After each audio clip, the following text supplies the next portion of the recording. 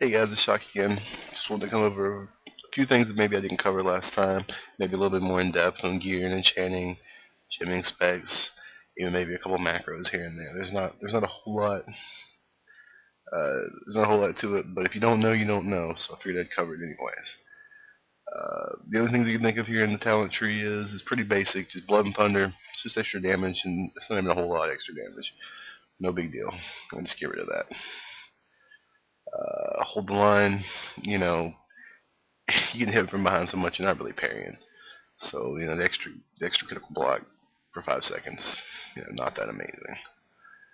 Um, Gag order. Gag order on the other hand, you got to take that. Gag order is fantastic.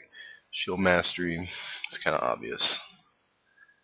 Um, I mean, bring your cooldown shield wall if nothing else. Last stand, gust of blow. Definitely want to take last stand instead of trying to use rallying cry. The extra 10% with this kind of health could save you. You got devastate, improver, revenge. Nothing out of the ordinary here. Nothing, pretty much stuff you would take. The repercussions, the extra shield time damage is nice. That's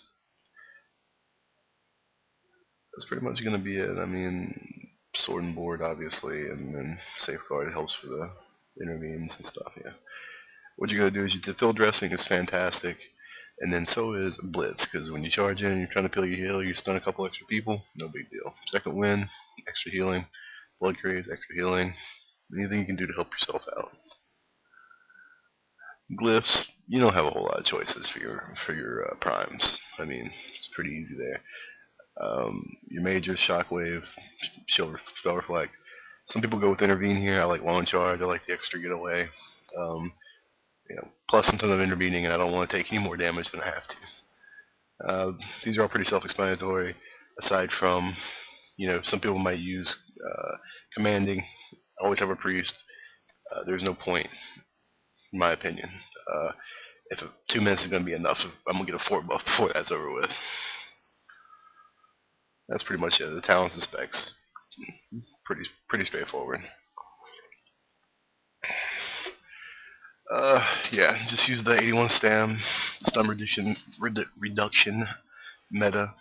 You're really going to just try to just put as much resilience in your gear as you possibly can. Now, don't just stack resilience everywhere, but you can go for socket bonuses. They're going to help you out. Windwalk, I like Windwalk a little better than I do Mending. It's just my personal preference. That can work. The resilience is just about the best thing you can put there.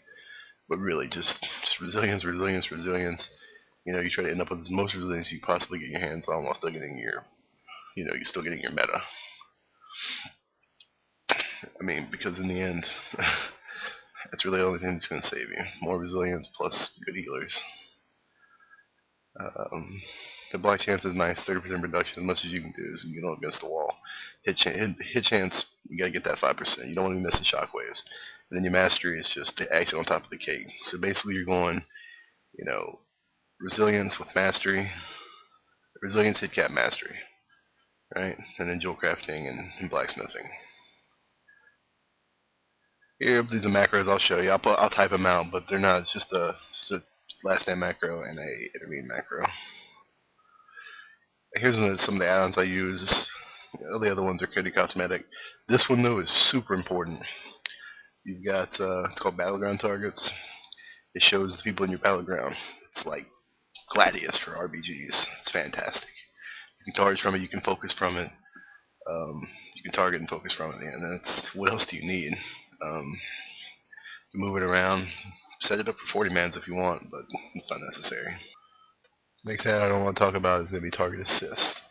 I'll put links to all this stuff in the information here, but target assist is fantastic. You can literally just click and you'll see the person there, and you can see what they target, and you can set up as many people as you want to. I just got a rogue here, Polymer, and see he's targeting, he's targeting this guy. Change his target. You just click right there. Change every single time, over and over again. Whatever he's on, I can just get on it immediately. That's great for getting on what your shot callers are targeting, or perhaps what you got your rogue off target attacking. You know, if you want to help him CC, or you want to, any point in time you want to look down and say, oh, he's on the paladin, you know, they're trying to get a kill, he's on the paladin, fine. You know, that's what I'll do. I'll get on the paladin, he's on the priest, you know, those two healers locked down.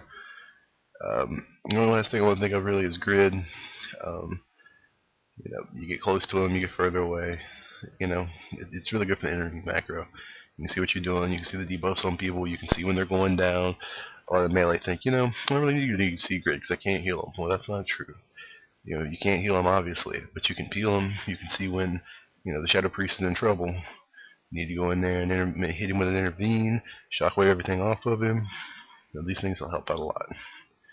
Right? And then, you know, have a focus target, a target of target, and then a focus target of target. Once again, guys, if you like what I'm doing and you want to see more of this stuff, then just, you know, let me know. If you think there's something I could do better or something I'm doing wrong, please let me know that as well. I will, you know, I take all comments to heart. Once again, guys, thanks for watching and have a good day.